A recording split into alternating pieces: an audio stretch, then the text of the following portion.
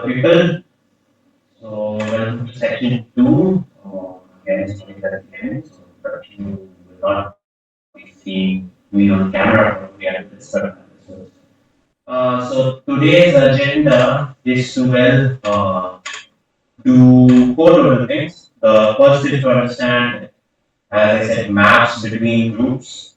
They are used to essentially study relations between groups and in some sense identify the group that they see as super that in some terms.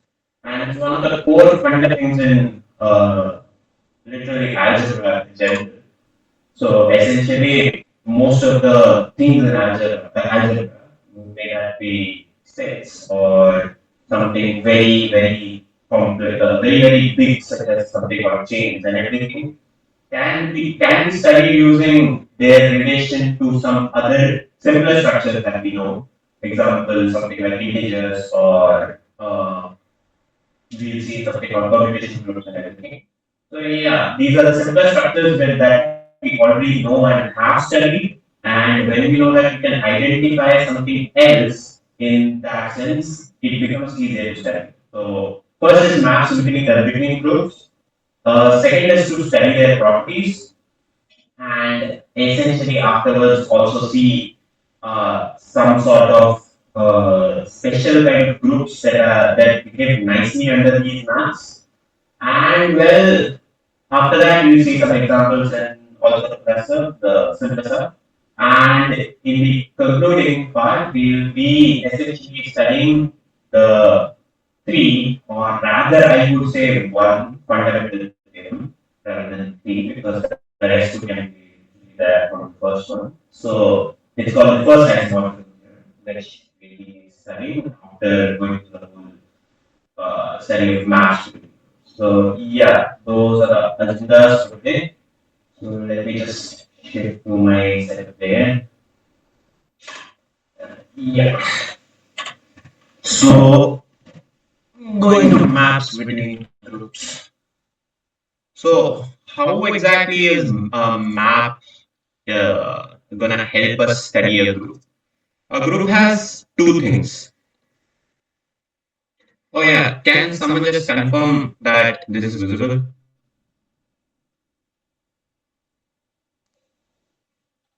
Yes, it is. Yeah. So given a group, it has a structure on it. But what do I mean by the word structure? So this is a very key word in algebra in general, as it is used in multiple contexts, but in the core essence, it actually means the same thing. It essentially implies how the elements in it operate with each other. So in the group, here we know the elements operate with this operation. So something like G and G1, G2. I'll avoid this dot afterwards. I'll just write it as G1, G2. If G1 and G2 belongs to the group, G1, G2 also belongs to the group. And it's easy to prove that because of the fact that under this dot you can find an inverse as well. This map G going to G1 dot something, you can put anything here. So G1 G. This is an injective map because of the fact that you can find an inverse of it. So that is why we know that this dot kind of is can kind of also gives you an injective map for any element in the group, and well, it provides us inverse, and well, in some sense, after studying a bit, you will see that in many cases it also forms a bijective map. So yeah, we somehow want to preserve this. This is essentially what I'm saying as the structure of the group. This operation itself is called the structure of the group. Now, as I said, structure in other contexts, if you know what, if you remember, I told you something about rings yesterday. So rings have two structure, are an additive structure and a multiplicative structure. So essentially, it has an addition operation and a multiplication operation. And this provides you the structure on this. So here the structure is defined by all the properties of dot. And here the structure is defined by all the properties of plus and multiplication. So that's all what structure means. So what are exactly group maps? So these are called group homomorphisms. So this is essentially going to be our first topic for the day.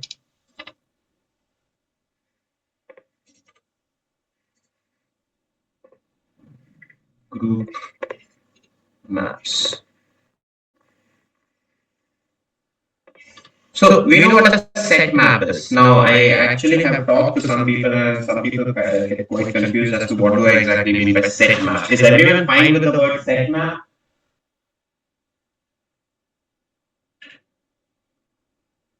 Anyone who is confused by what I mean by set map? Is it the same as a relation? No, a relation is different. A relation can be like, so I'll just do it on the top page. So a relation will be like, okay, A is related to B, and that's it. In the sense, A can also be related to C. In the sense, A can be related to B and C. So this can be a relation.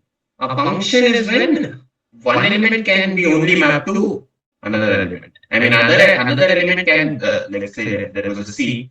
This can also be mapped to B, but like this is fine, but this is not fine.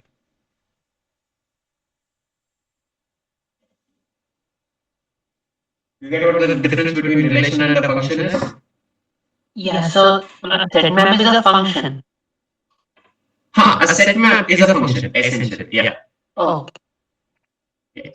So the term map is more in the sense of what is called category theory. So I forgot that I shouldn't be using that, but nonetheless, just to get formalized with this term, because in algebra we don't exactly use the term just functions because of the fact that there are more additional structures in algebra that kind of also generalizes, that also kind of preserves the properties of functions but with additional properties. So rather we call them maps because they don't behave like a normal function. That's right. So I'm not mentioning the term topology because that would be the best example as to why I'm saying maps. But because of the fact that I don't think many of the people here might be familiar with topology, we will not go there.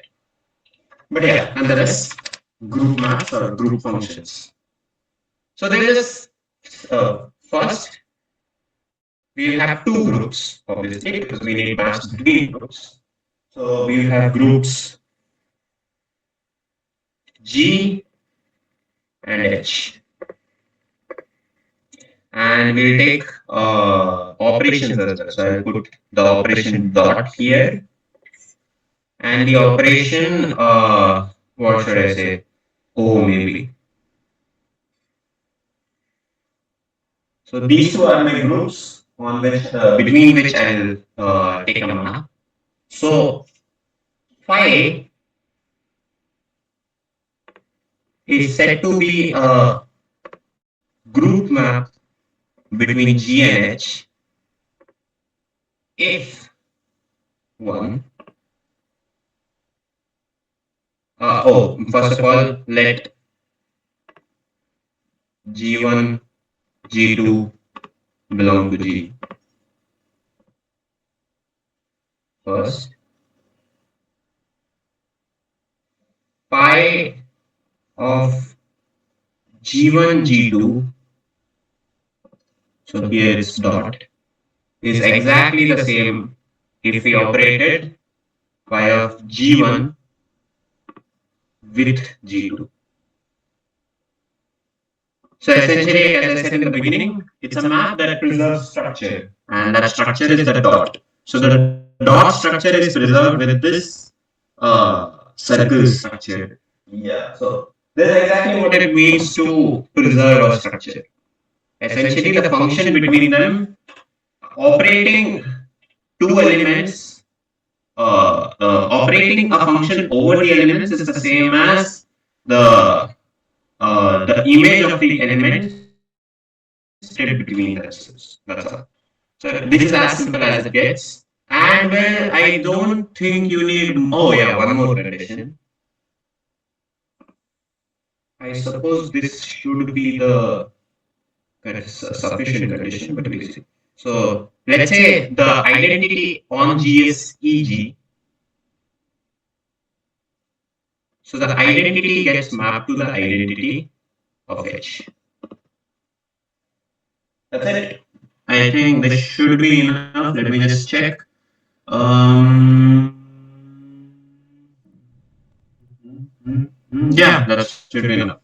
This is what a homomorphism is. So if phi follows this, phi is said to be a group homomorphism between G and H.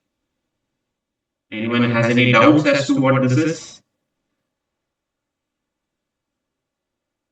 You said the structure of a group is just the way the operation behaves.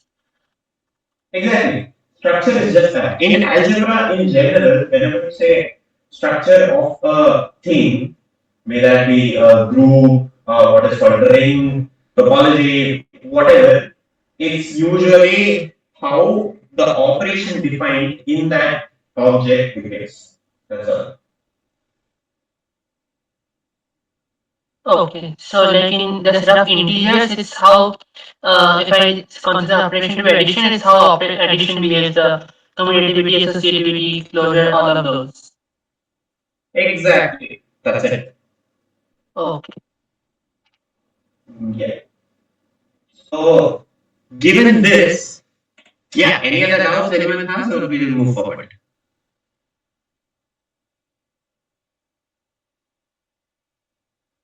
I suppose no one has any doubts, so we'll move forward then.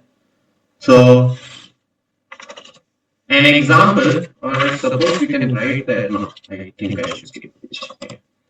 So, an example of a group operation might be, let's say, oh yeah, everyone is familiar with modulo n thingy, so modular arithmetic, like Z mod and Z and everything. If you have seen even a bit of number theory. I mean, I was not, so that is why I'm just asking. If anyone is not familiar, they can say, by the way, because it's very much okay to be. I'm not familiar. Yeah. So we'll first go to that because I think in the last exercise I had given in the PDF last time, I don't know if the PDF is sent by the way, but yeah, that's the point is of the notes. So there was modular arithmetic part in that. So we'll just an extra. Yeah. So let's say n belongs to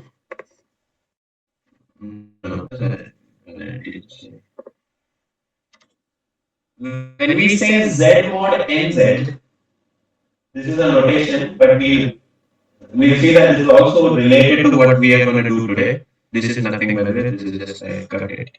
So z mod nz is defined as the set 0, 1, all the way up to n minus 1. That's it. This is how it is defined. But obviously now you will say what exactly is the use of it because it seems very lame. Use of it is you can define what is called modular arithmetic. So if I take any a, for simplicity, consider a natural number. A mod n is defined to be equal to the remainder you get from dividing a with n. Yeah, that's it. So essentially, what remainder you get when you divide a with n, that is called a mod n. So now this makes sense why z mod nz is essentially this. So you take z, the set of all integers, and you essentially take the what is it called, remainder of each integer with n. So example, if I fix n to be equal to 4, and let's take a to be equal to 7. So yeah, answer people, what would 7 mod 4 be equal to?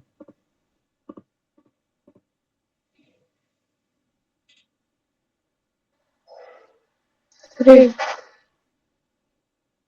Yeah, exactly. So the remainder you get when you divide 7 by 4 is going to be 3. So essentially 3 is going to be this number. So when I say this is defined as this, I am kind of lying here because it's, remember as I said, there is equivalence classes. This relation that A is related to B if A mod n equals B mod n defines an equivalence relation. Actually, try taking this as an exercise to prove it. So A is related to B if and only if they come in the same mod, they have the same remainder. This forms an equivalence relation.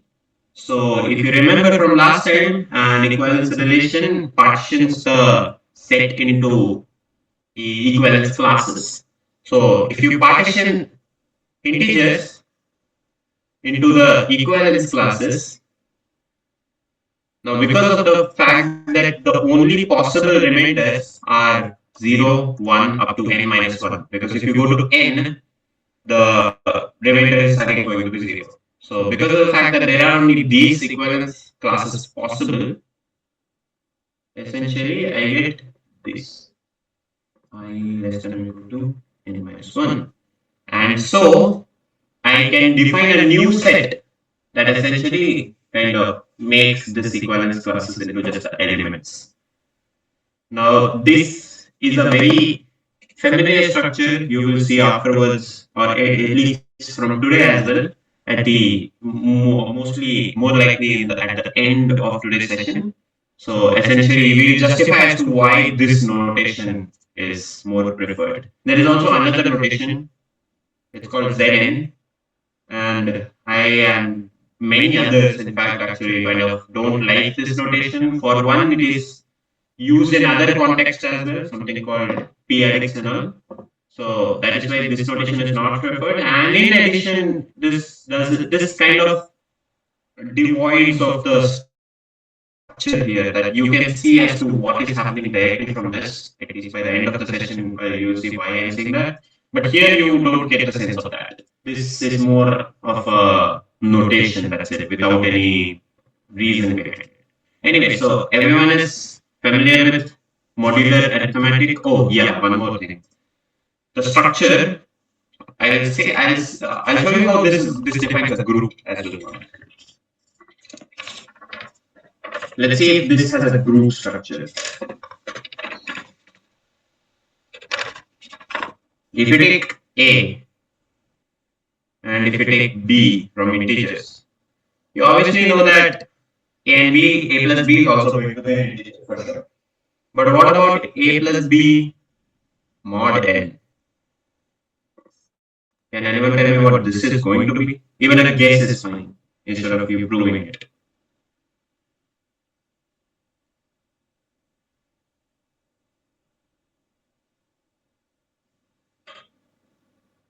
Anyone? A mod n plus B mod n whole mod n. Yeah, exactly. So it's gonna be A mod n plus B mod n whole mod n. Now, this might be confusing as to why this outside mod n is required, because it's not necessary that this whole sum has to be less than what is it called? It should be it should be less than n minus 1. Sorry, it should be less than n. So because of the fact that that's not necessary, that is why this is important. But is there a proof for it though? So who answered this now? I think it was Aishik. Aishik, yeah. So Aishik, do you have a proof for it maybe? Could you give me some time I can think about it just? Yeah, sure. So everyone take maybe 4 minutes for this. Try proving this. There are two ways to do it. One is to go through the equivalence class thing I was talking about. Just prove that they come in the same equivalence class. Or you can directly prove it using remainder and all properties of remainders maybe.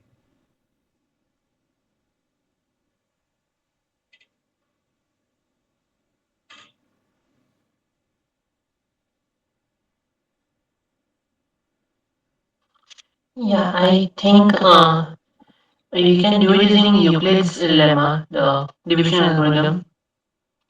Oh, wait. Let 3 more minutes pass. If Oh, everyone okay. is fine with it, we'll go. Yeah. Let other people.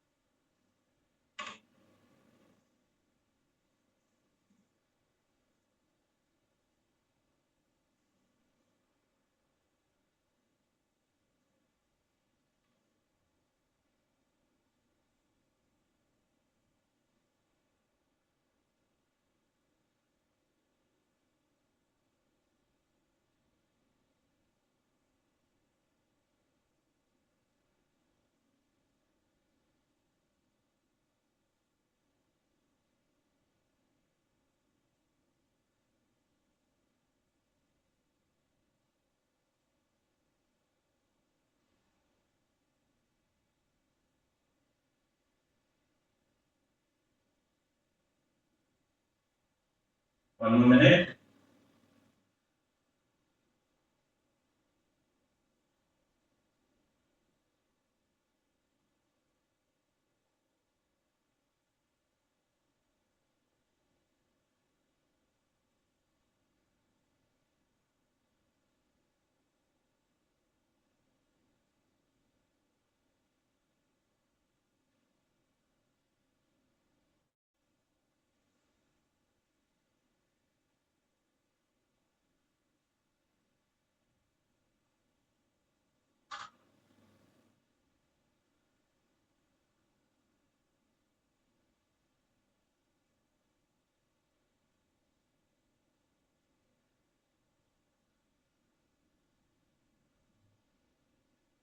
I suppose that's it. So everyone is fine with going ahead with the proof?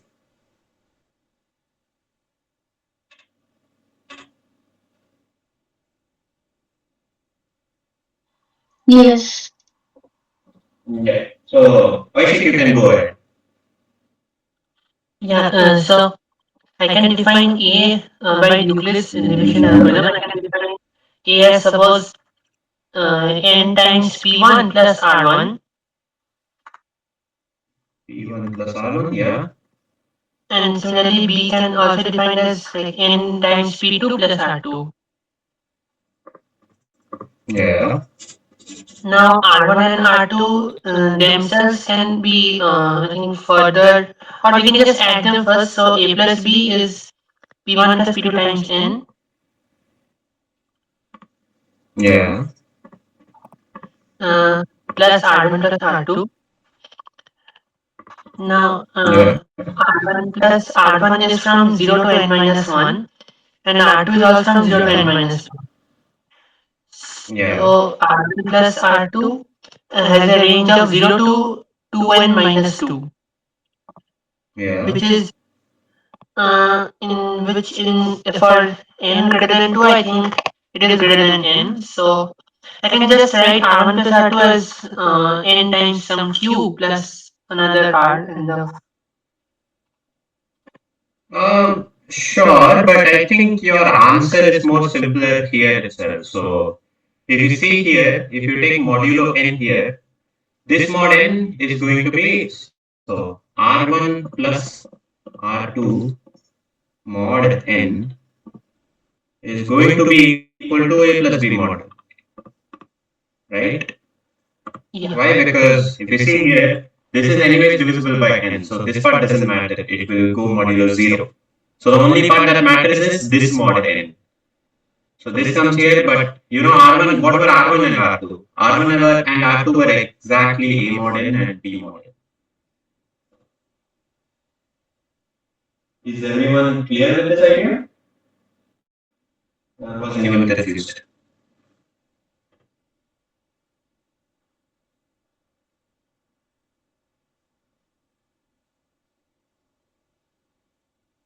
It's clear. Yeah. Yeah, that's it.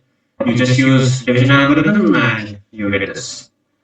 So essentially, you see that it kind of forms a group structure. I just forgot that I did not emphasize on this fact.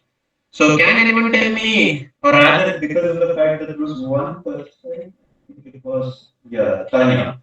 So what do you think minus one mod n is?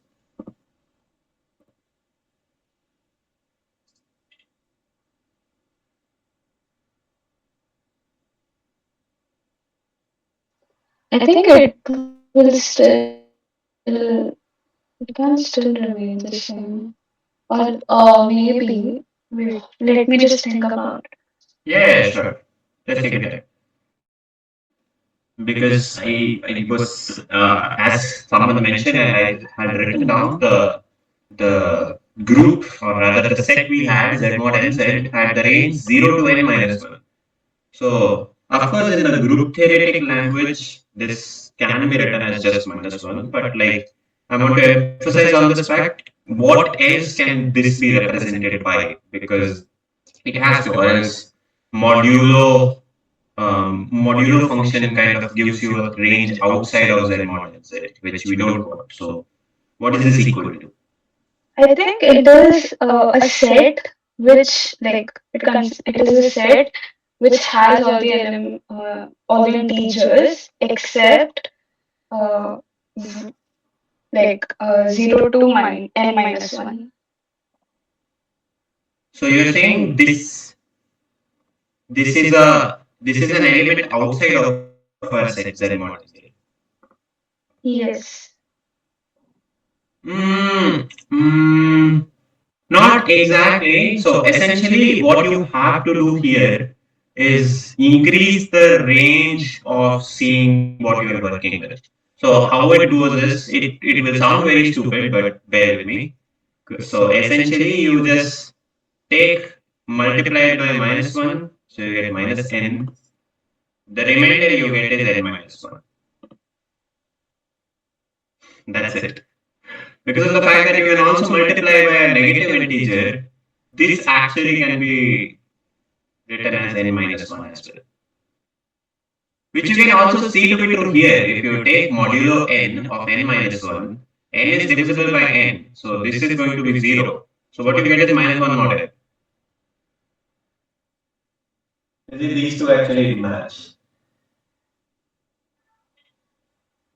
Okay, but like if I multiply it with 0, I get remainder as minus 1, which is outside the set, right? Which is outside the set, yes. But because of the fact that you want so essentially how we define a remainder is a number that you get between 0 and n minus 1. This is how we define a remainder. So you want to multiply with something such that it is between 0 and minus 1. And you can prove it, and it's easy. You just use the same proof for the division algorithm thingy to prove that the remainder is unique. This number is in fact unique. If you put any other multiplication here with any negative or positive integer, it's always going to be greater than n.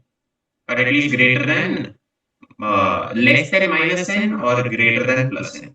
Yeah. So it's going to be outside of this range. Mm. So that is why this is in fact the class in which it belongs. So that is why you can write that minus 1 belongs to the class n minus 1. And what do I mean by class here? As I said previously, it is essentially the equivalence class of remainders. Got it? Does anyone Yes. else have a doubt? Yeah, So yeah, sure. like minus one mod n just has one solution, which is n minus one. Correct? Exactly. Yeah. So, example, if I did, let's say, minus 2 mod 3, what do you think it's going to be?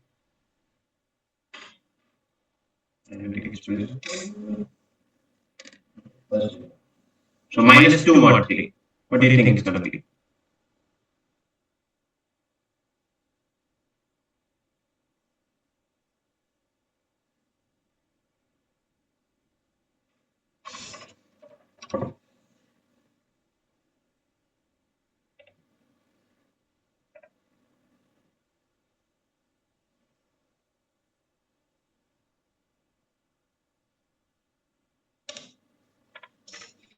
As I said, your aim is to get a remainder between 0 and n minus 1.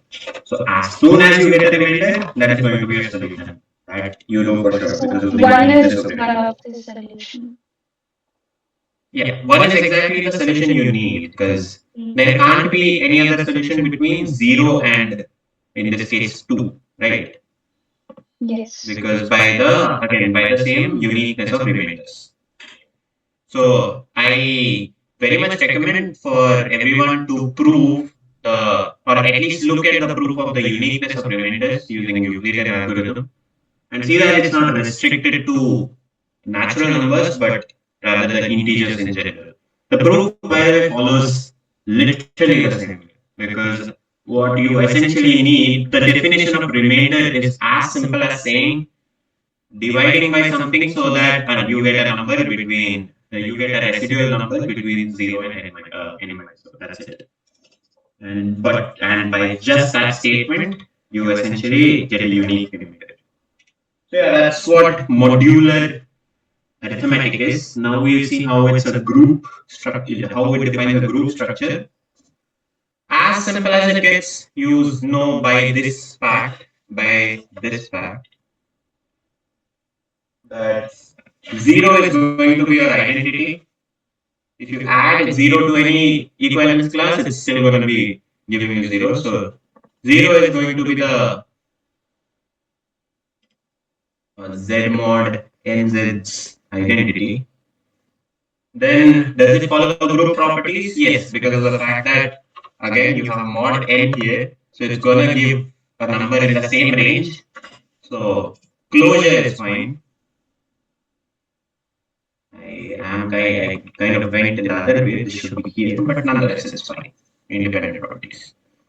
3, if you add 0 to anything, it's still gonna give you the same thing. So essentially it doesn't matter. So the A identity thing is followed. Inverse though. So because of the fact that A minus A mod n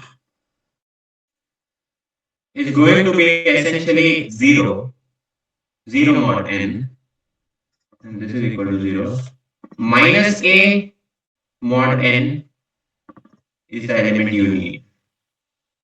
So hence this follows the inverse relation as well. You get an inverse element. Associativity directly follows from the fact that you have this. This follows kind of the same rule as addition in normal integers with just the fact that you have mod n outside. So even in associativity, everything else follows with a mod n outside. So that is why associativity follows. Now, when I say all of this, you might be confused as to we are taking mod n. So are we working in Z mod n Z or are we working in Z? So when I say Z mod n Z, I mean A belongs to Z mod n Z. Remember that. because of the fact that we want a number finally, the output should be in this itself. So what exactly is my operation? My operation is going to be z mod is z comma modular arithmetic. So this is plus, this is plus in the integers, and this is mod n. This is my structure on this group. Anyone has any doubts?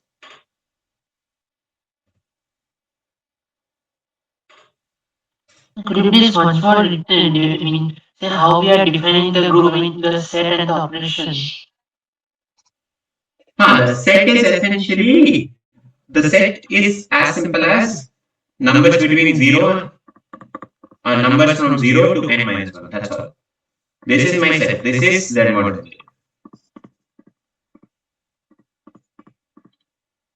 And my operation is going to be addition between two numbers and taking mod with respect to n. That is going to be my operation. Okay. Yeah. Anyone else has any doubts in the definition or the group structure?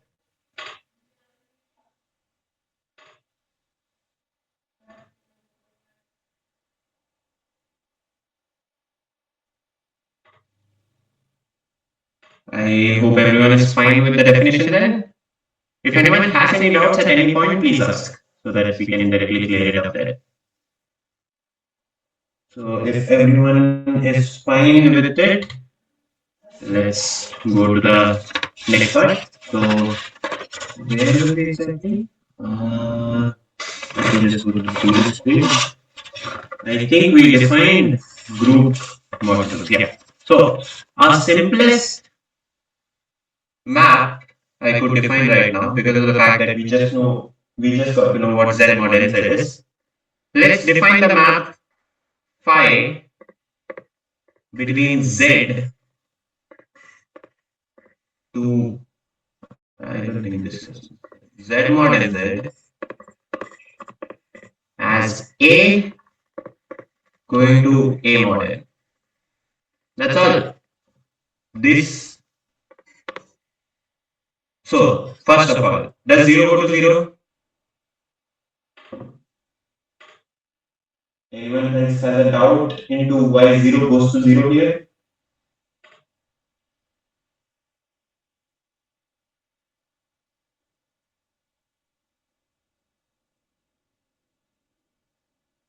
I, I hope everyone is clear as to why 0 goes to 0, right?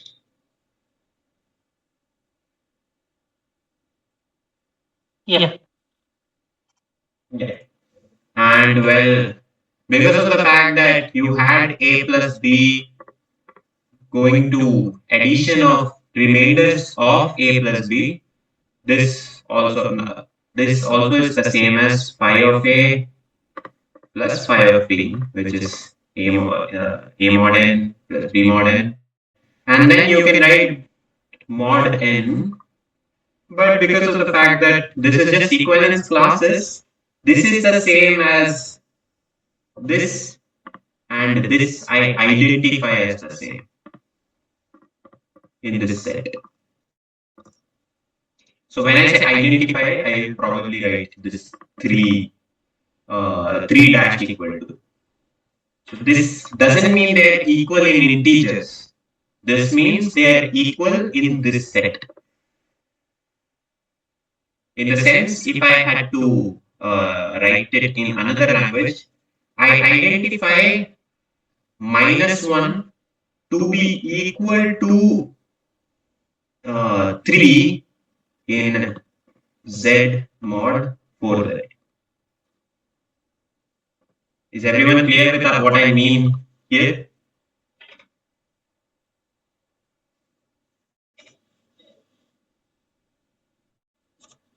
Yeah. If anyone is unclear by what I meant just a moment ago, because this gets quite confusing if you don't understand what it means.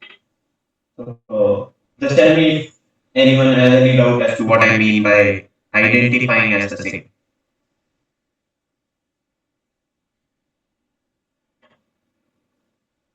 Everyone clear with the idea? So in the general case, like if I have a plus b, then and I'm mapping it and I'm mapping it to z mod and z, then I'll just take the modulo of that with respect to n, and that will be the same as the modulo of a with respect to n plus modulo of b with respect to n, and if it is greater than n, I'll just wrap it around. Like Exactly. That's all. okay. That is why this I wrote here, because right now you might see this and you'll be like, okay, how is it exactly a group map, in the sense, how is it a homomorphism, because there is a outside mod as well. That's why I wrote this. This element, if it's greater than n, doesn't, if it's greater than n minus 1, symbolically does not exist here. But because of the fact that this is defined using equivalence classes, though it doesn't symbolically sit here, as an equivalence class it sits here. A lot of words to wrap the head around. Again, what I mean is, if this number was greater than n minus 1, as a number in integers, it does not exist in Z mod Z. But as a number in the remainder set, in the equivalence class of remainders, it does sit inside this. So, in a more group theoretic language, this is what I mean. If they are in the same equivalence class, and because of the fact that if I know how to identify them, I can remove these brackets. Is everyone fine with this idea? If this is done, literally we could go at a fast pace.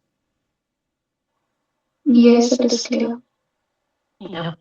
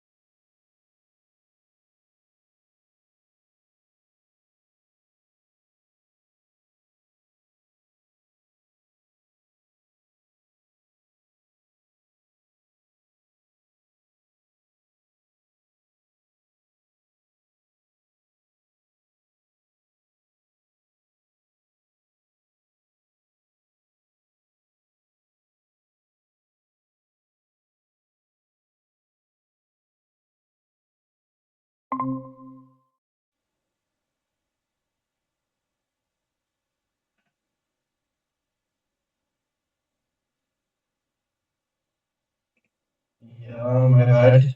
My phone just died, so kind of had to put on charge here. Let me just log in from.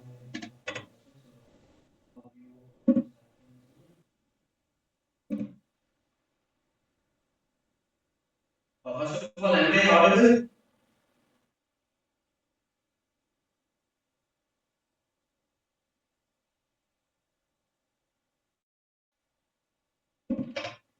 Hello.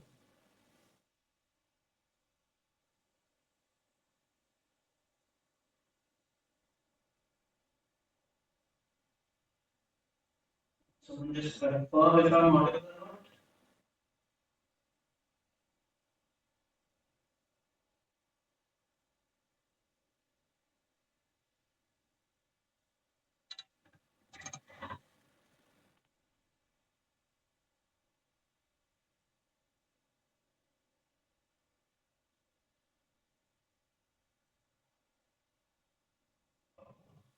Hello. Am I not audible or something?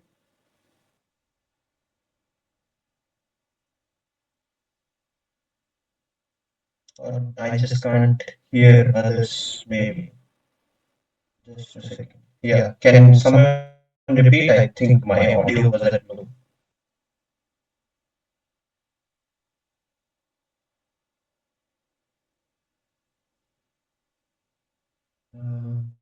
Just a second.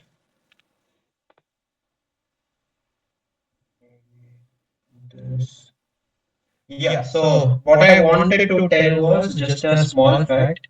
Try proving this. So, if let's say phi is a group homomorphism between G and H, prove that phi of G is exactly the same as phi of G whole inverse. So, try proving this. Take maybe 4 minutes. Till then, I'll just fix the lighting issue.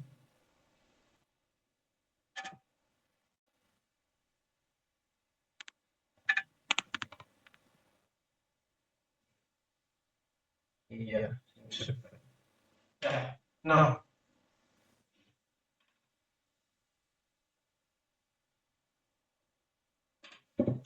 Try proving this, and once someone has a proof, they can just raise their hand. And yeah, that's all. Take 4 minutes.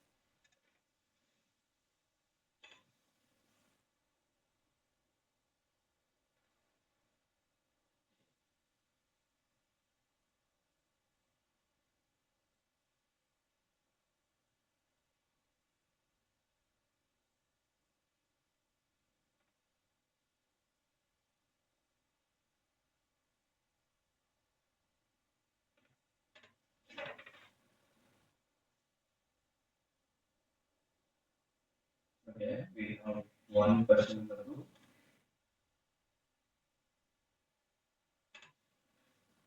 Yes, we wait for 2 minutes. If someone else also has a proof, please raise your hand.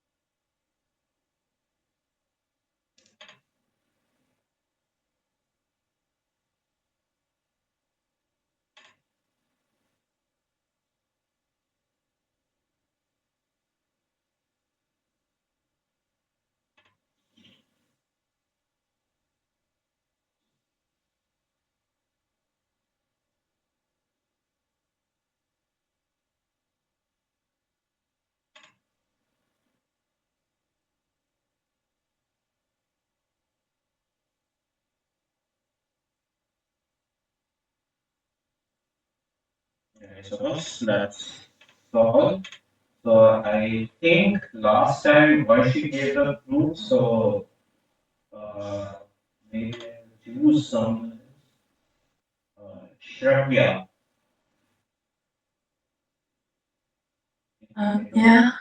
Think that covered a lot, so that's right. Yeah. So, I don't do really. you have a proof for this maybe? No, I actually don't understand what the thing depicts. Like, could you Just a explain? second. Huh? Yeah. What? Yeah, I don't really understand what 5G was equal to 5G, the whole universe in decades. Oh, so essentially what I meant was, just a second. Huh? Maybe I'll not use the mic here and use.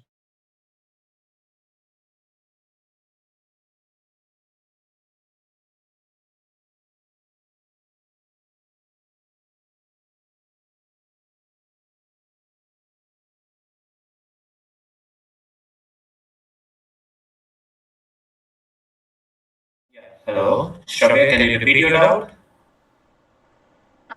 I said I don't understand what 5G was equal to 5G, the whole universe in decades. Oh, so you get what 5G inverse is, right? It's just an element in H. Yeah. Uh, And phi of G itself is also going to be another element in H. And because of the fact that H is a group, I take an inverse there. Do you get it? doesn't G inverse give an element in H? G is an element in G. So G inverse is an element in all. G inverse is also an element in G. Okay. Right. So essentially, given an element G, there exists. Remember the definition of G inverse was there exists unique G. There exists a unique element B such that GB equals BG equals identity in G. And this B I denoted as G inverse. This is what the definition of inverse was. Remember? Yeah, but like I'm not able to like relate it to like this function. Like how do you get an inverse for this? Oh, so essentially consider instead of taking G inverse, consider this as just the element B. So phi of B. I'm saying that phi of B is essentially equal to the inverse of phi of G. This is what I mean. So you do not have to consider, you do not have to denote it as inverse, as minus 1. You can just take it as an element, let's say B. G inverse, the inverse of G is, let's say, B. Then the function operated on the inverse is the same as inverse of the image of the element. Did you get it?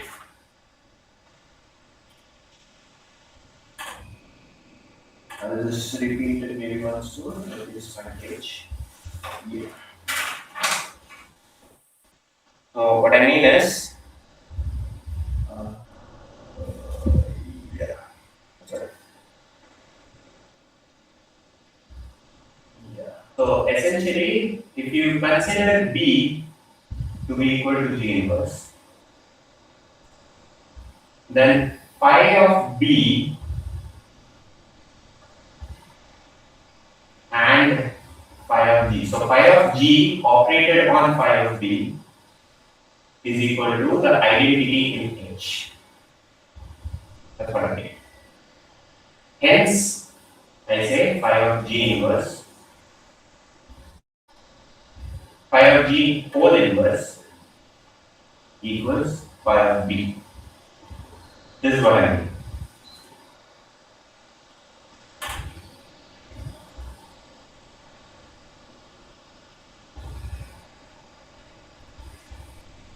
Is Is there a doubt in what I just wrote?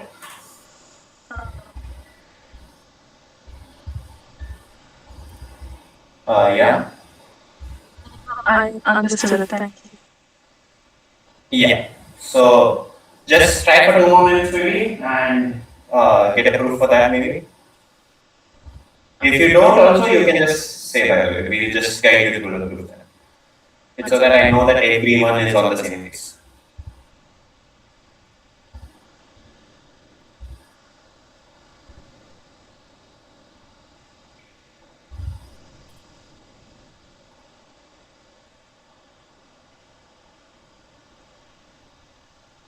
Just for everyone though, I'll give you a simple hint. It's essentially you have to use the fact phi of G1, G2 is equal to phi of G1 operated with phi of G2,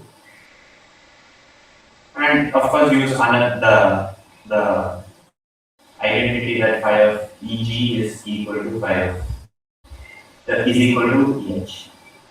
I mean, I just gave a definition of group homomorphism, but yeah, you exactly have to use these two identities.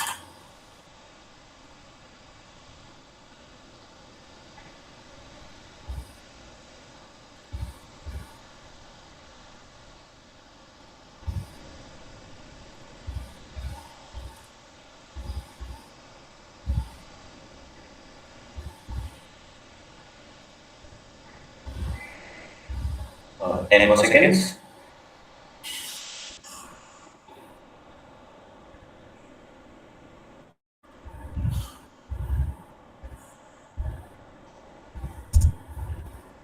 Yeah, so Shravya, do you have a proof or do you have a heading maybe where you can start with?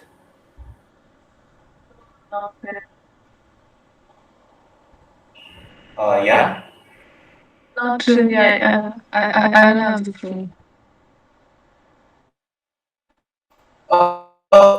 Maybe start with what you already know. Is it clear that G inverse is going to be identity? Yeah.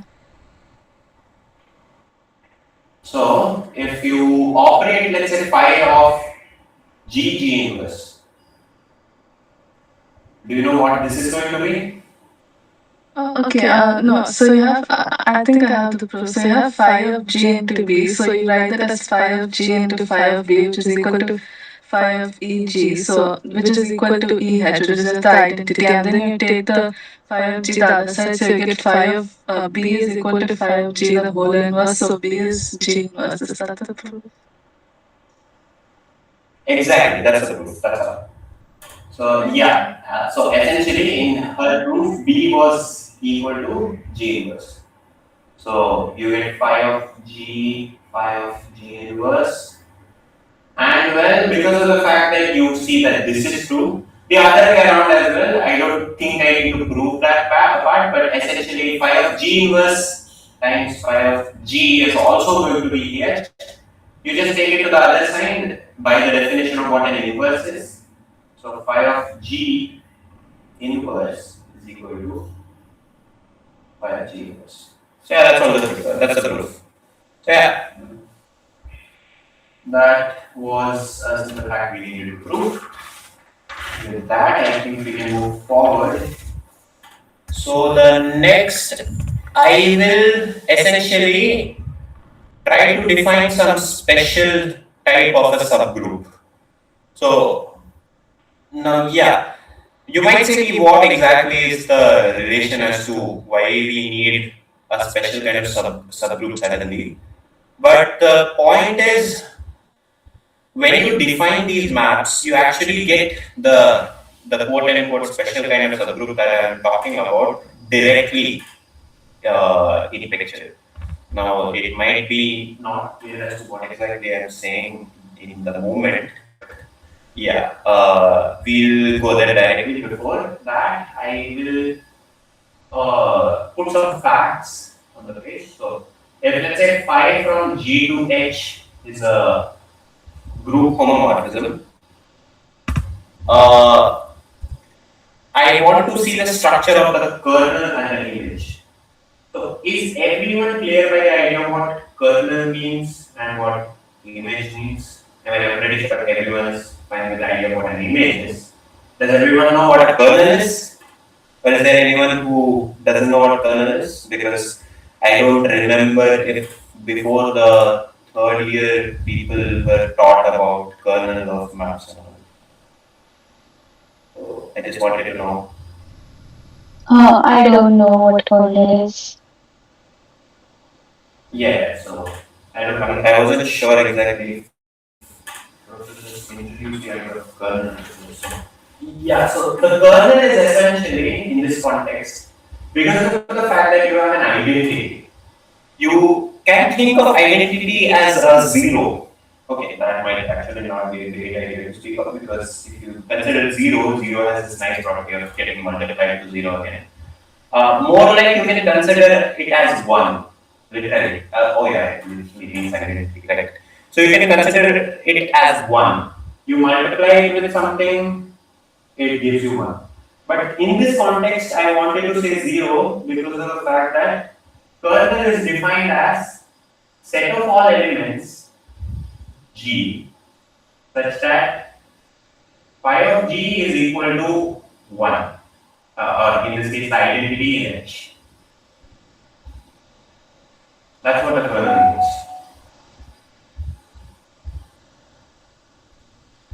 So set of all elements that get mapped to the identity. Yeah, someone was speaking?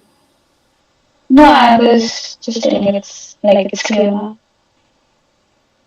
Yeah, so that's all a kernel is. And the image is just, well, as I was saying, phi of G, that's that G belongs to. So if you see, it's clear that this is a subset of G, meanwhile this is a subset of H. So these two things, I suppose, should be direct from the definition.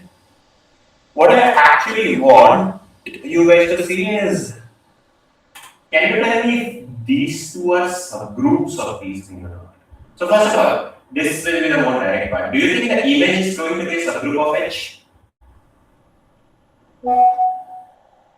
Intuitive research. I'm not asking for a proof right now, but does anyone think it should be a subgroup?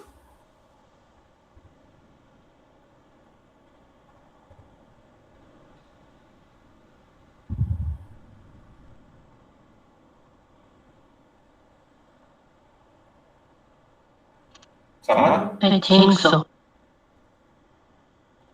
Okay. And do you maybe have a reason as to why? I'm checking out the properties for the four properties, and I think they are satisfied. Okay. So he thinks that the properties are satisfied. Sure. So well, he is right. It is in fact a subgroup of H.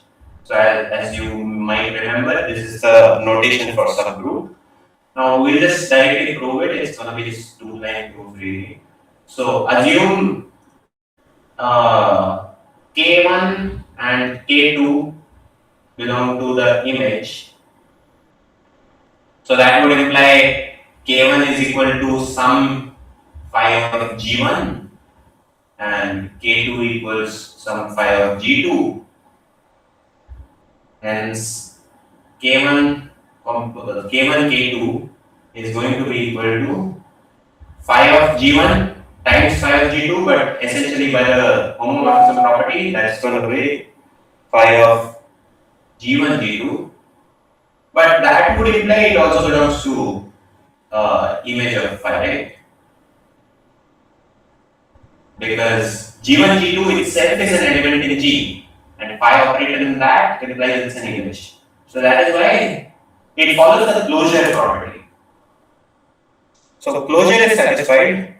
Inverse, similarly, as Shravya was solving, it is exactly the same because of the fact that you have phi of G inverse equals phi of G whole inverse. By that property, again, the inverse is also inside image of phi. And as you already know, the identity already has an image that is equal to identity itself. All properties of groups are followed, hence image is going to be a subgroup of H. Can anyone tell me if this same is true for kernel? Is it a subgroup of G? Oh, before that, anyone has a doubt as to why image is a subgroup? Only then we will move forward to the kernel.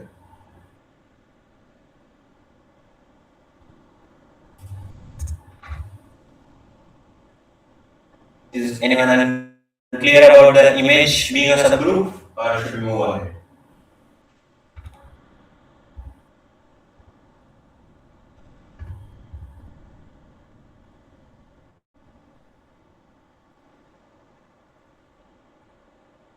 I will take the silence as answer to move ahead then. If anyone has any doubts at some point, please be free to ask. So yeah, the next question is kernel a subgroup? So maybe I'll this time ask Tanya. So do you think the kernel is gonna be a subgroup of G? You don't need to give a proof, by the way, just maybe think of it intuitively. The first step to a proof is always intuition. Maybe not always, but most of the time, for me at least.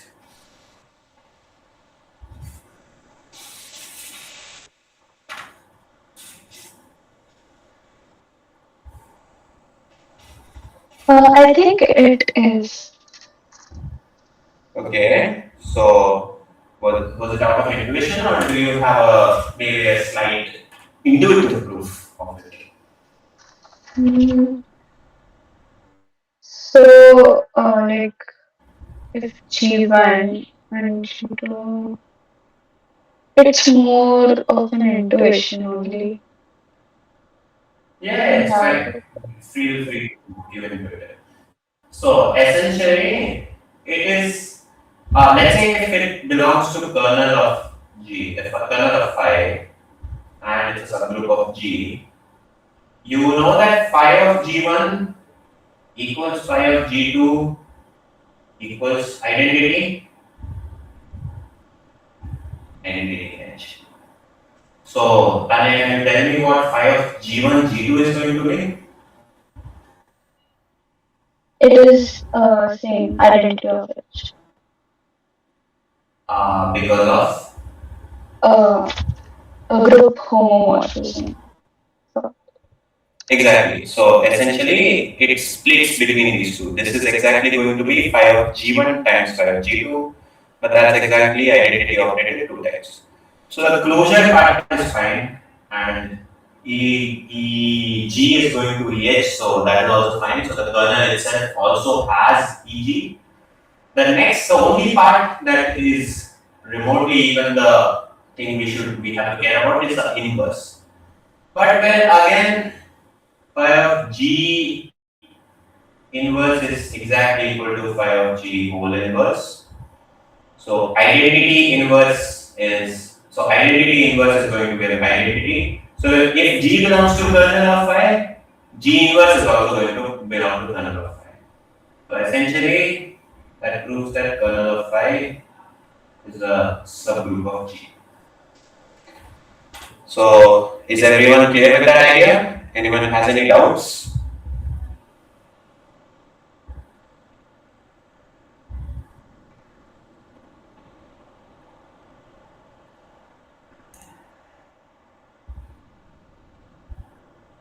If no one has any doubts, we'll move forward. So yeah, we proved that kernel and image both are subgroups. But are they just normal subgroups, or okay, that actually came out wrong. Why I'll tell you in just a moment. But are they just ordinary subgroups? That is what we need to see.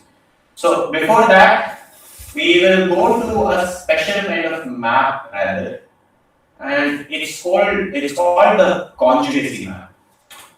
What exactly is conjugacy? Consider a group G. We'll take a map between group itself, G to G, and that map is It's called the conjugacy map. So first you fix an element G,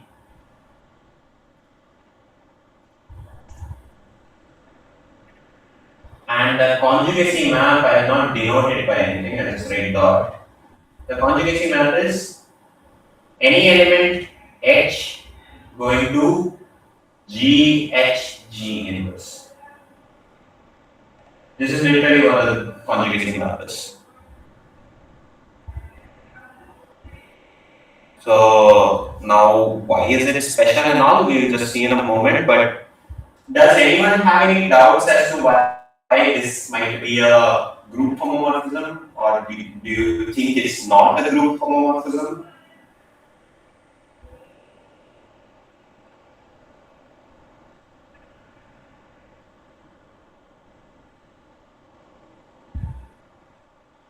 Does anyone think it's not a group homomorphism?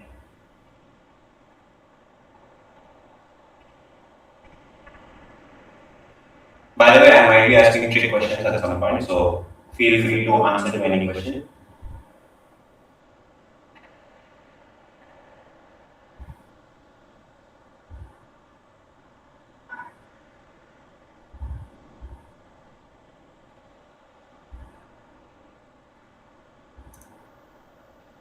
Okay, so who all thinks maybe it is a group homomorphism then? Intuitively also is fine, by the way. Okay, Aishik says it is. Why do you think it might be then? The anti-element of G, EG will map to EG itself because G, EG inverse will be GG inverse. This is EG. And if there are two elements, suppose H1, H2, then H1 dot H2 should map to G, H1, H2, G inverse. And similarly, H1 individually maps to G, H1, G inverse. And H2 maps to G, H2, G inverse. So if I club the two together again, then G, H1, G inverse, again G, H2, G inverse. So the middle G inverse G, they just become identity. So G, H1, H2, G inverse. Okay, yeah, correct. So those are the two properties. So yeah, exactly. Your answer is right. Does anyone else have a doubt as to what he said, or if you think already that you have proof for it being a group plus, fine. But if you think it's not and have a doubt in what she said, please you tell me. This is an important point for the rest of the session.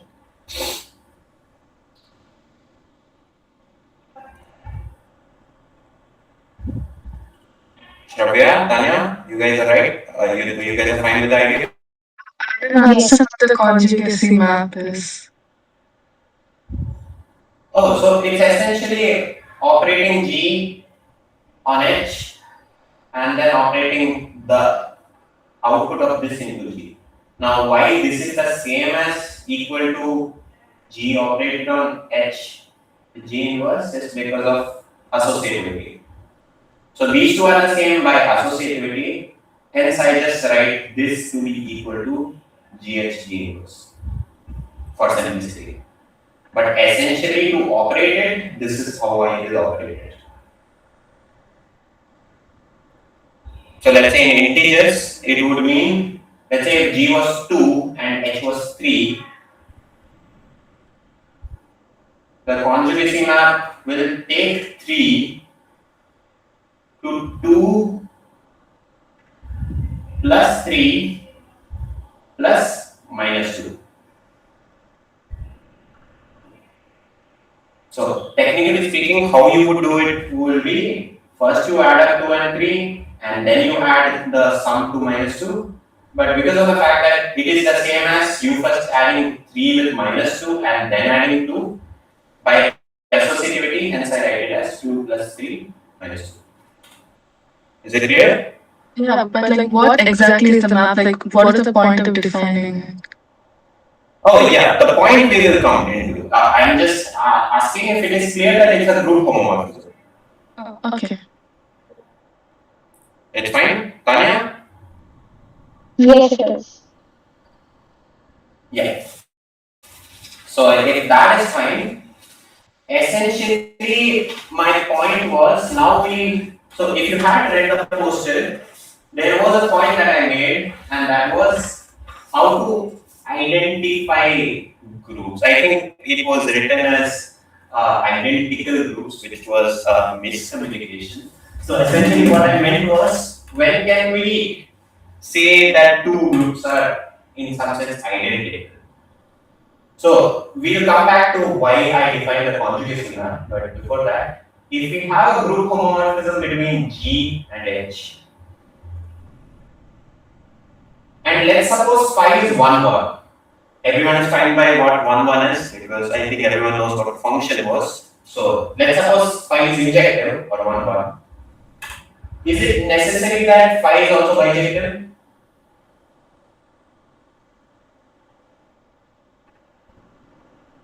Is there anyone who did not get the question?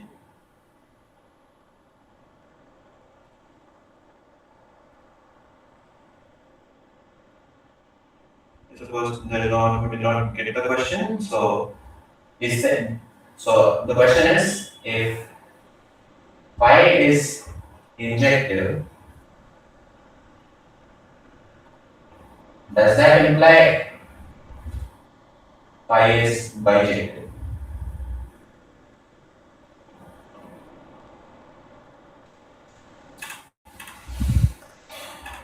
Yeah. Intuitivity also works, by the way. Anyone has an answer? If the cardinalities are different, then it won't be bijective. If the cardinalities are what? Are different of G and H, then I think they won't. It won't be bijective. Okay, so you mean if the cardinalities are different, they won't be bijective? Yeah. Okay, but remember phi is a group homomorphism.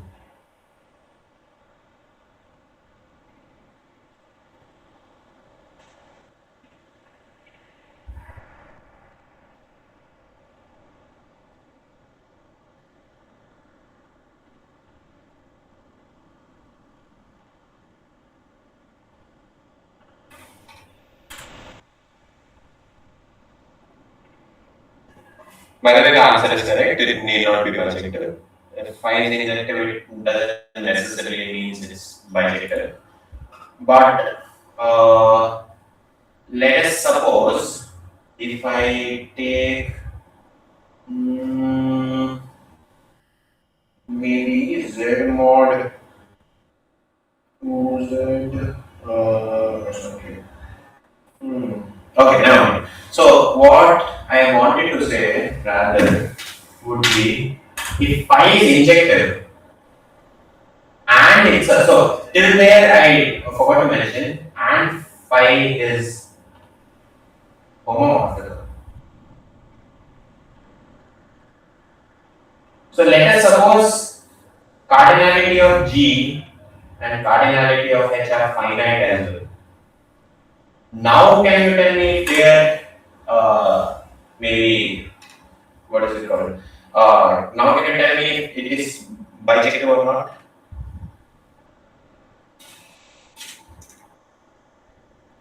Abhishek?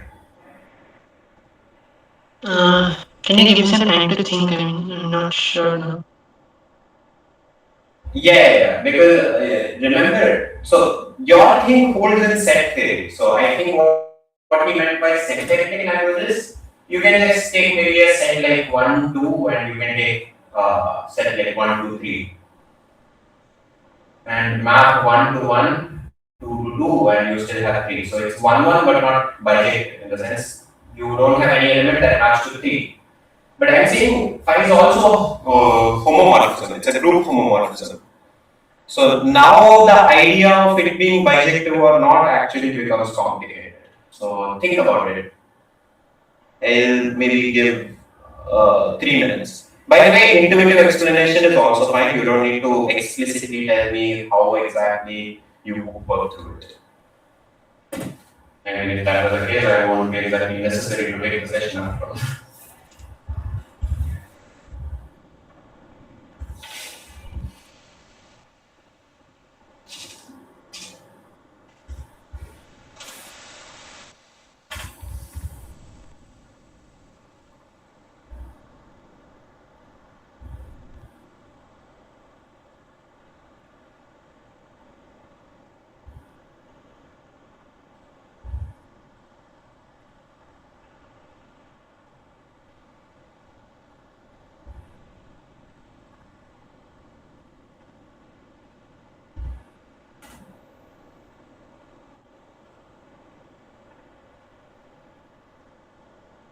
2 more minutes.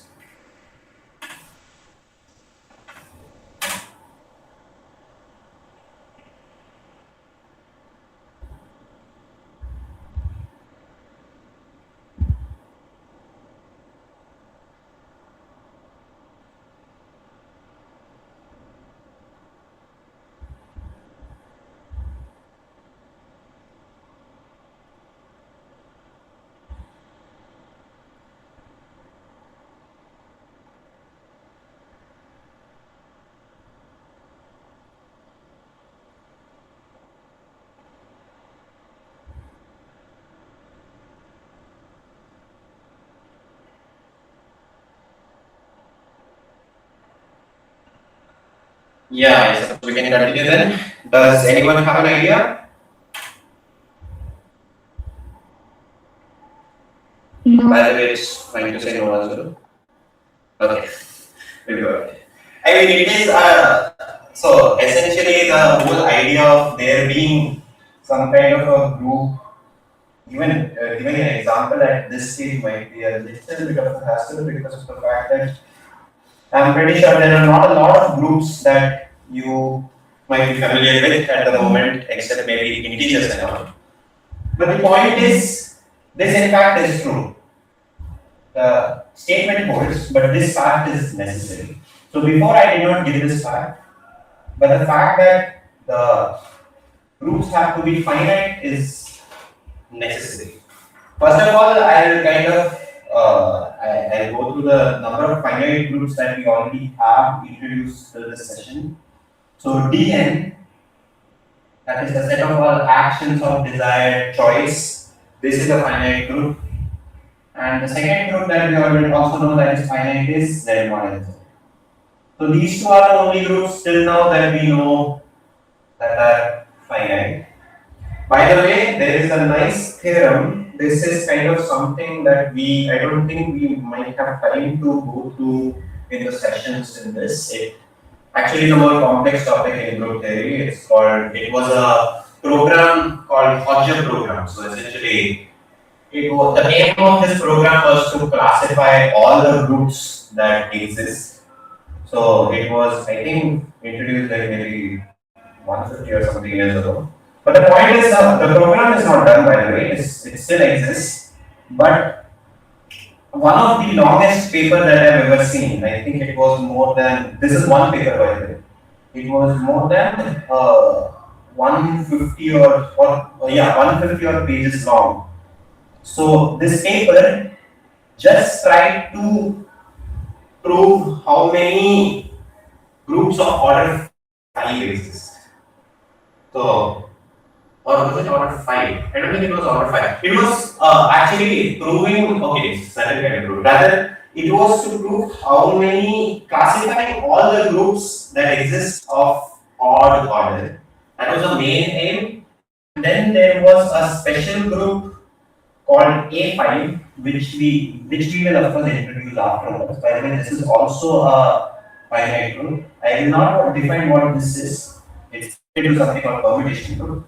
But this 150 plus page long paper's aim was to prove one property of this group A5.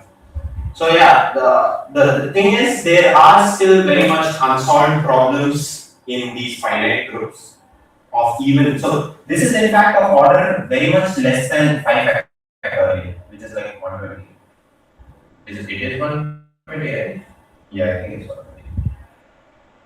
If it's not 120, please let me know. I don't remember what 5 factorial is. So the order of k5 is in fact less than 120, and it's such a small number that you will think, okay, maybe everyone might have classified all the groups up to 120. But even such a simple fact as to what properties of k5 were in fact discovered through such a long table. So there are still unsolved problems, open problems in this area of finite groups. So what you're learning right now is not in fact exactly very basic level. It might be introductory group theory, but these are some facts which were actually used to further prove these big theorems in fact. Nonetheless, that was a tangent, I suppose. We didn't exactly need to go there, but the point finite groups were, and well, this what I'm gonna do next about how this works, this bijectivity and all. This is an important part to actually even think about how to go here. So, anyways, coming back here, let's suppose G and H are of finite order, and assume 1 1 phi from G to H 1 1 or injected, and assume not bijective, because if it was assume not surjective on onto means adjective. So because if it was subjective then it's bijective. So assume not subjective, then that would imply there exists H such that phi of G is not equal to H. This is what it means, right? Is everyone clear with this idea?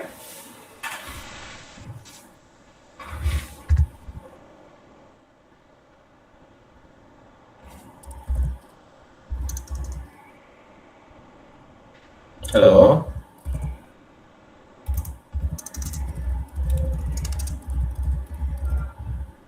Yes, it is there. Yeah. Just a second, my internet is cutting off, so I'll just take 2 minutes. Till then, maybe try proving it for just 2 minutes. I'll just do this internet connection problem.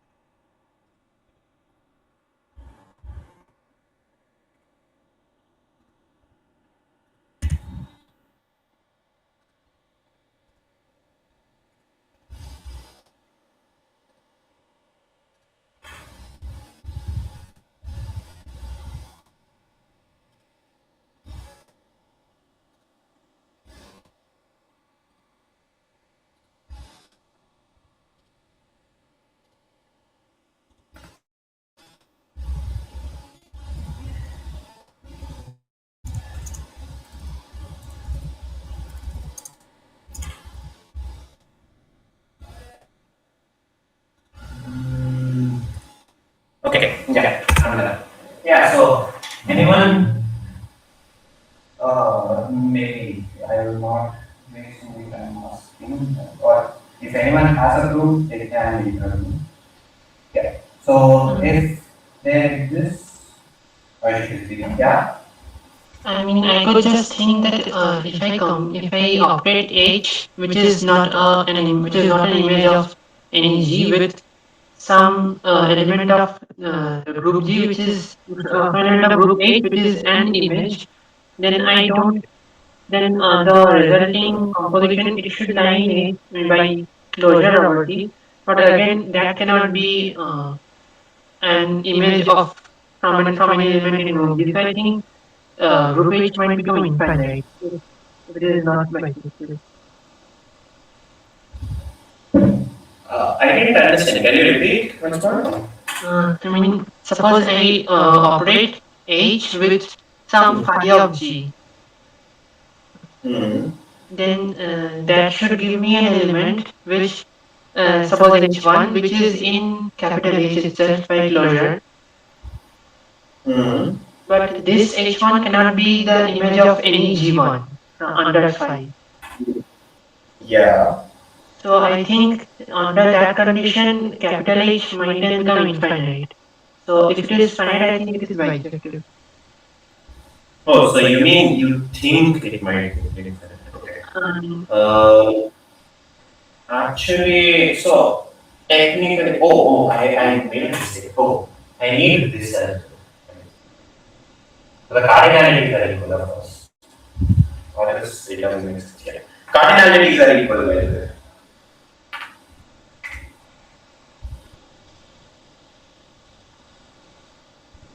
I think that is why the confusion was there. Yeah. Now, do you think it is direct? yes, I think now it should be bijective.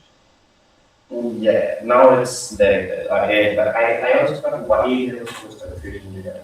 Yeah, I think that is why the confusion was there. So the cardinalities are also equal, and it's one.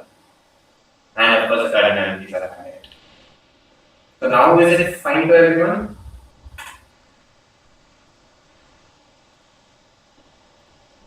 Tanya, Shravya? Yeah, so I think that kind of wasted our time for no reason. So yeah, I missed this fact today. Yeah, so that is why, so I don't think we need a proof for this one. It's direct from here. But yeah, essentially that is why the groups are bijective. And essentially a bijective homomorphism is called an isomorphism. So bijective homomorphism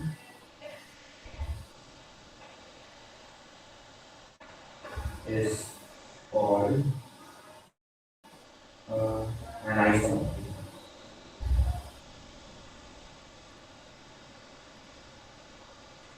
So essentially, we write it as G isomorphic to H.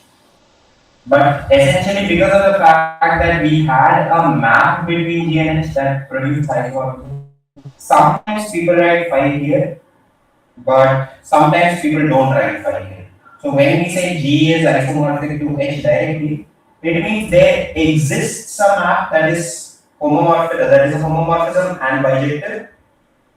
But if that map is fine, you write this. That's all. So there is nothing else as such special about it. So everyone clear with that idea?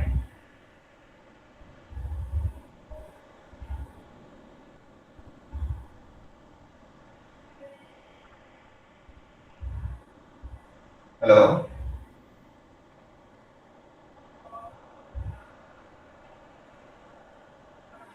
I think it is clear. If it's not clear, please tell me.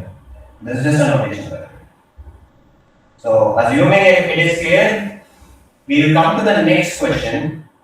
But I think the time might be a issue here. So I think we will conclude the session today with asking if, so think on it till next session. So in the next session, it will be more of a beliefs because we are essentially going through some properties of isomorphisms and all. And as I said, isomorphism theorem.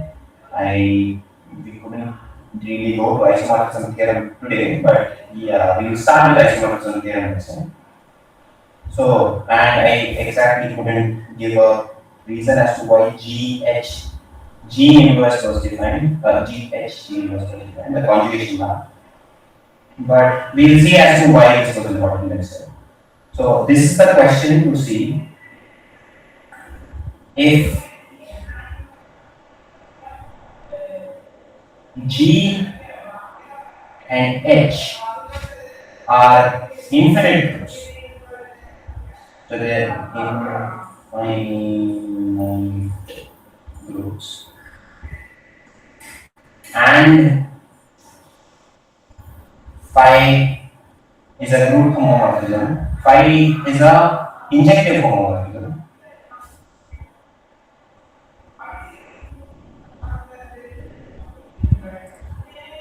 And yeah, let's say it is injective homomorphism. Does that imply subjective? I mean, subjective implies bijective, but yeah, nonetheless. So this is the question. So does anyone of you think that this is true?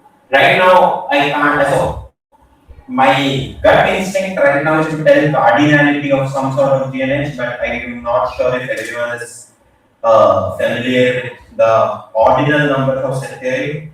Essentially, very very bizarre concept which we don't exactly need for this group theory session. But yeah, if someone is familiar with it, they might be able to make more sense of it as a contradiction for this statement, maybe. But yeah, the point is, does anyone of you think that this is true? If not, can you give me an example? Kaushik, do you think it's true?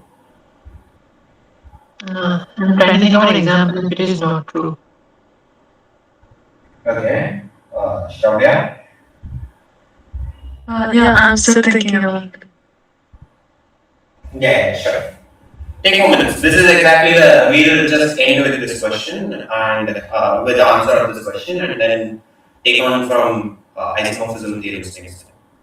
This essentially will clear fundamental concept of functions between groups and all. So that will be important for the reasoning behind everything next time.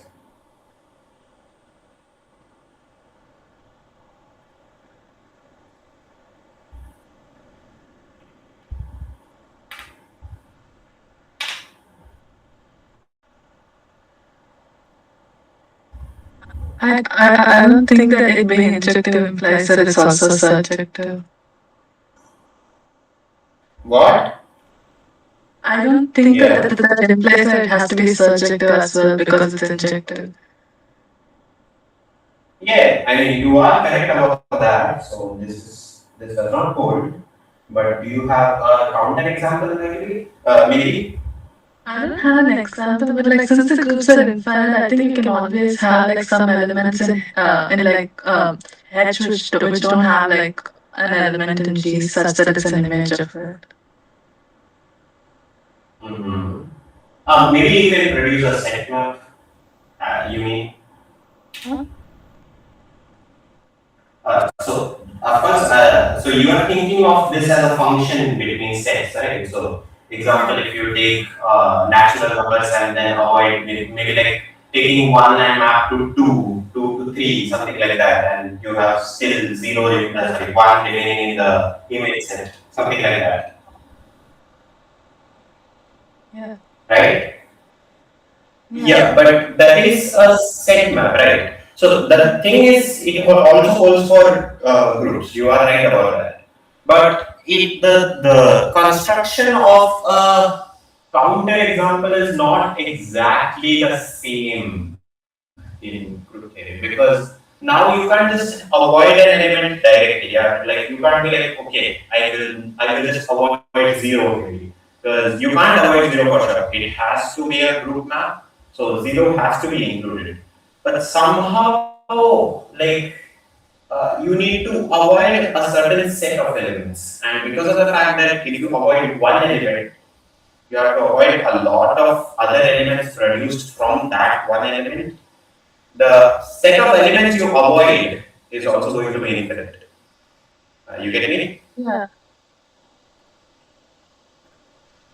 Yeah. So essentially, what I'm saying is, uh, the example is not exactly the same as a set map, but a bit more addition to what you can consider as a set map.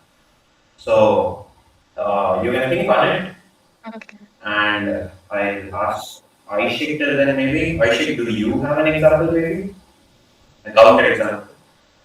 Uh, I'm trying to think of one, but right now I haven't got any. Okay. Well, I'll just give a full answer. and then you maybe can think of other things that might be more complex. So consider integers and take the map A going to 2A.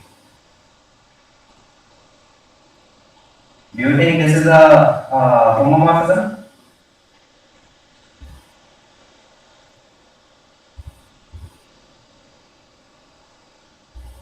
So an integer going to 2 multiply twice that integer. That's all. So do you guys think it's a homomorphism?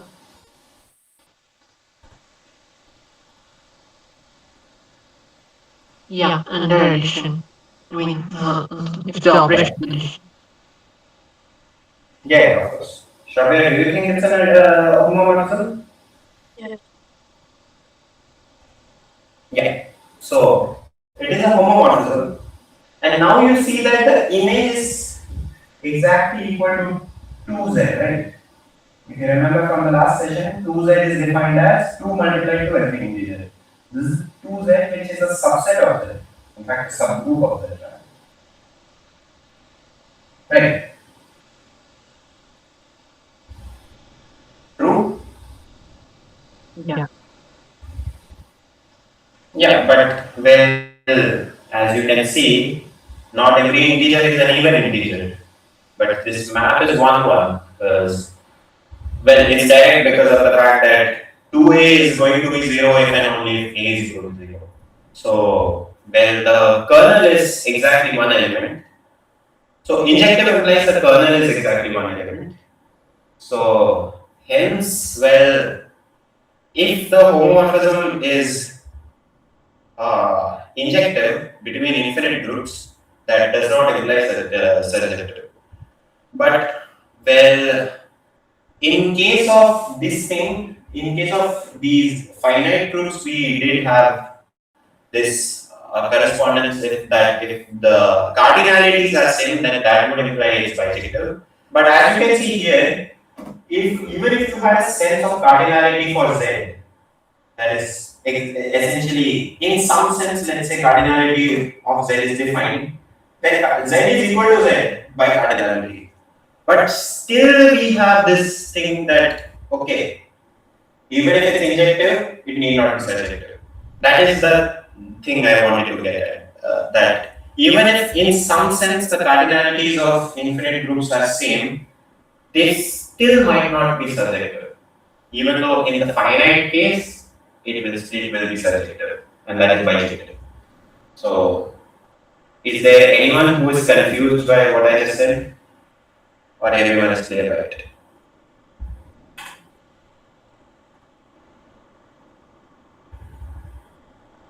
Yeah, I'm clear. Shravya, are you confused or are you clear? No, it's clear. Yeah.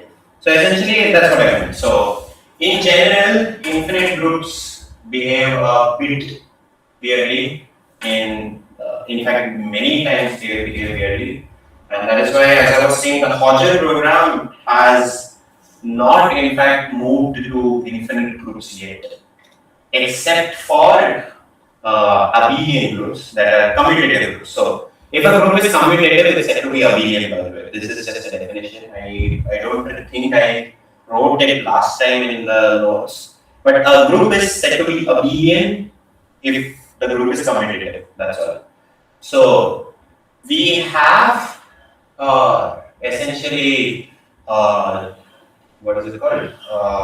Classified all the groups that are abelian. This is related to the Chinese remainder theorem that you might have heard of or you might have done before in number theory, discrete structure course, or similarly related courses. So it's related to what is called the Chinese remainder theorem. But yeah, we have so the Hodger program is done for abelian groups, but the non-abelian groups, those are kind of the problem, and we still have not exactly characterized all non-abelian infinite groups possible. I mean, it's not that we have characterized all the non-abelian finite groups as well. But the point of the matter is, yeah, it's the theory is in fact a very undead topic. It's not as if it's done yet. There are very basic to basic questions that are still unsolved. Something like maybe, as I said here, A5 was given. Maybe characterize all the groups of order that is not prime, maybe something like that.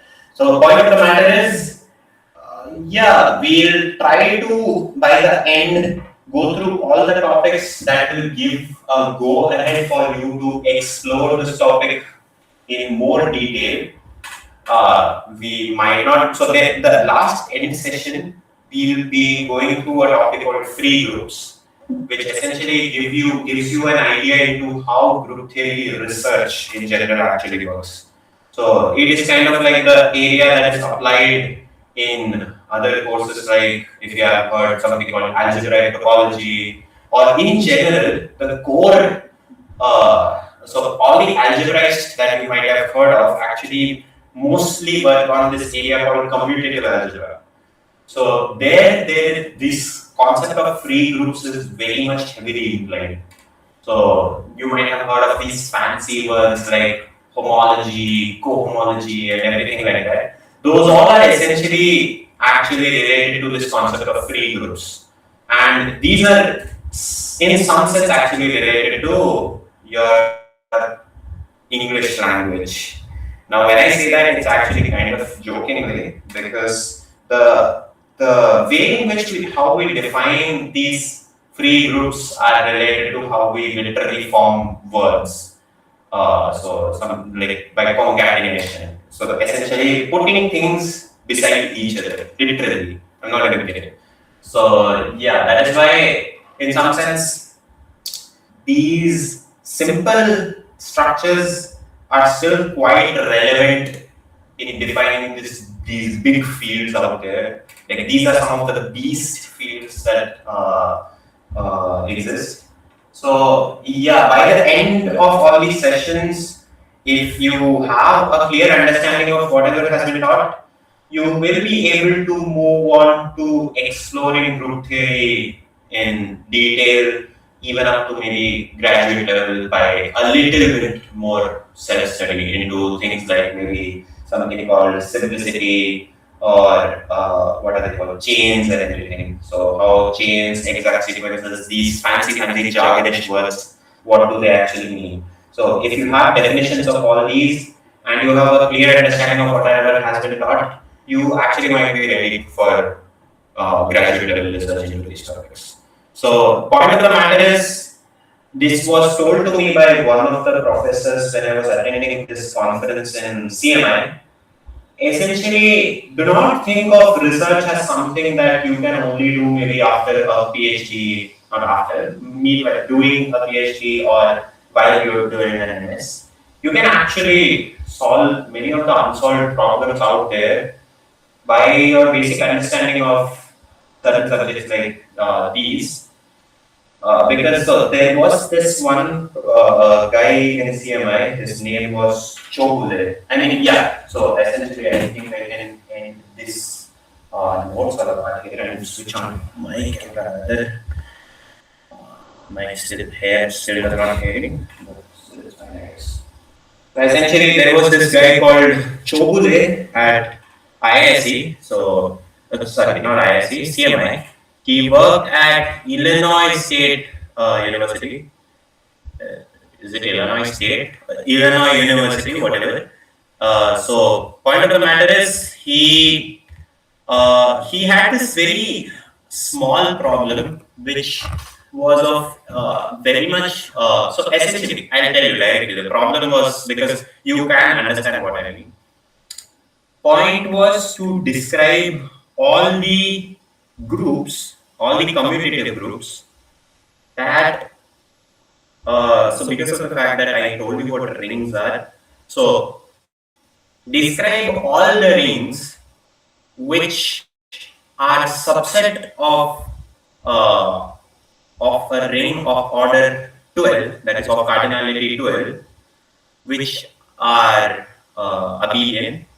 And so, in the sense, when I say a ring is abelian, it's essentially under the multiplicative structure as well, AB equals BA. And well, so something like integers. If you multiply two integers, it's still an integer and it's commutative under multiplication. So all the integers of order 12 and then certain properties of it. Now, this is a very simple question, by the way. But the point of the matter was the proof actually required you to think of some tricks and all. Just because of that, it was actually quite an unsolved problem for like 20 years or so. Maybe because no one had actually thought about it. So what happened was he gave us a session. So during the conference, he just gave out the question. Uh, I guess it could be a subtle flex in some sort. So me and I guess 4 or 5 others from they were not of my batch. In fact, one was a junior and the others were my seniors. So we essentially just went on with this question. He just told us to think about it. That's all. We thought about it through the night. We just discussed through the night. And if you have any idea of how CMI looks and how the atmosphere there is, it's very nice. It's like a dream of how a mathematical institute should be like, at least structurally, in the sense literally, architecturally, how a mathematical institute should be for mathematicians. So throughout the night, we did not sleep. We just had a board. It was outside. It was like a lounge outside. We had a nice board. We had a nice set of table and chairs and everything. We just sat there. We discussed through the night, and by the morning, we actually had an answer to it. We had proved it. We showed it to the professor, Chokle, and he was like, "Shit, man, we actually did not. I actually did not think that you guys would prove it because." Literally just 1 year ago, he and a set of students, I think at Singapore, collaborated and published a paper on it. And it won the Students Award or something, I don't remember exactly what award, of that, some sort of award in US. So essentially, of course, it's not Fields Medal, it's not that big worthy, but nonetheless, the point is, if you solve something like that, you have a publication in your name. So yeah, point of the matter is this. Though I said about something in math, it's not exactly necessary that it has to be math. At least I think so. I mean, I'm not very much best at other fields like biology or something. I know the basic maybe of it. So yeah, in that sense, I'm saying if you want to do mathematical research, I'm not saying to directly jump into topics like, let's say, Riemann zeta and all. Those are not the only topics out there. There are these small conjectures that might exist, or maybe you can make them. Some sort of conjectures that you might think, okay, these are quite interesting and maybe worthy of making a paper. Just go to a professor, not for maybe a semester project, but just or some kind of summer internship or something. Just ask them maybe, sir, this or ma'am, this feels quite interesting. Do you think it's maybe worth thinking maybe some days on? And you might have a paper afterwards. Point of the matter is just these simple concepts, don't think of them as just okay. Because of the fact that it's very basic, I'm just gonna end with it and not think about it. Just think on it, go through the thing again, and try to make examples. That's how I would say. Try to make examples where you are trying to contradict some of these facts. And maybe when you're trying to contradict these facts, you might actually stumble upon a very interesting question that no one might have thought about, but it might not have any applications. Like the example I told you about, it doesn't exactly have any application. But the point of the matter is, it might be still interesting. So yeah, just a second. I have this call from someone. I'll just take it and then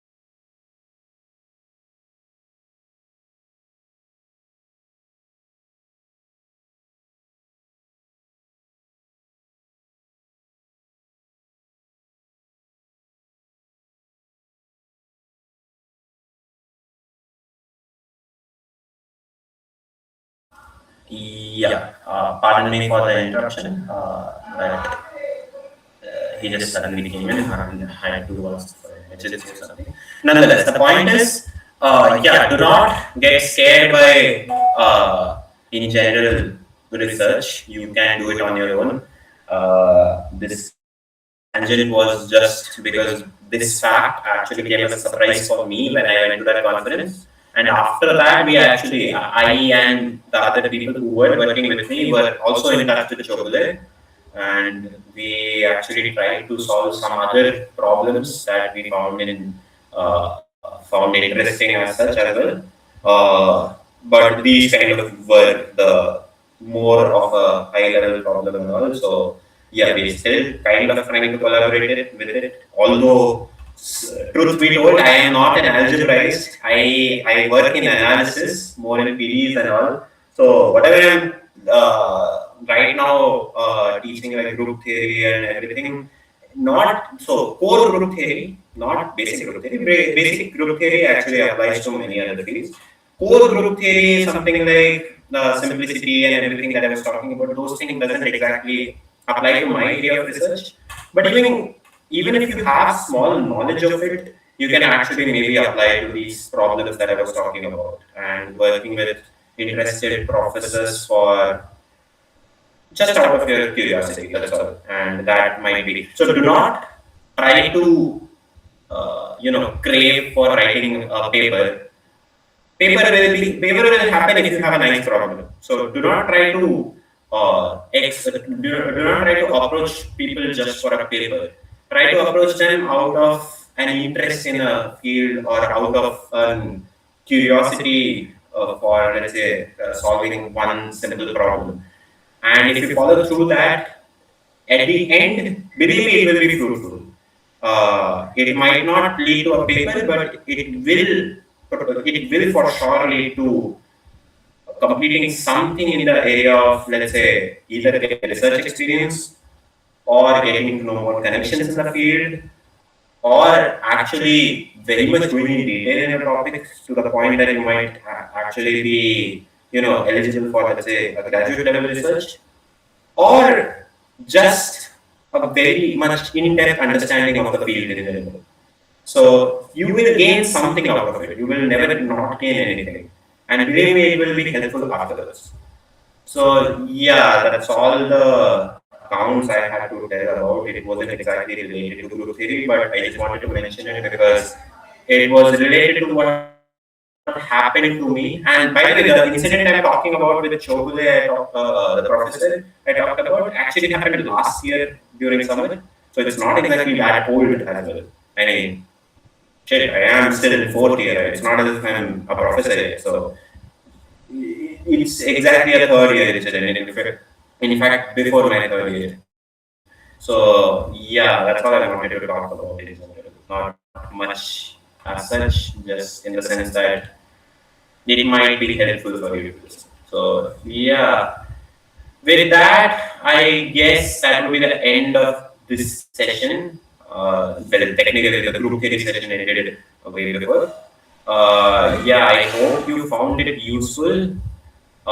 If you didn't, you can approach math club coordinators and tell exactly where I might have bent a bit less or too much, maybe about the pace and all.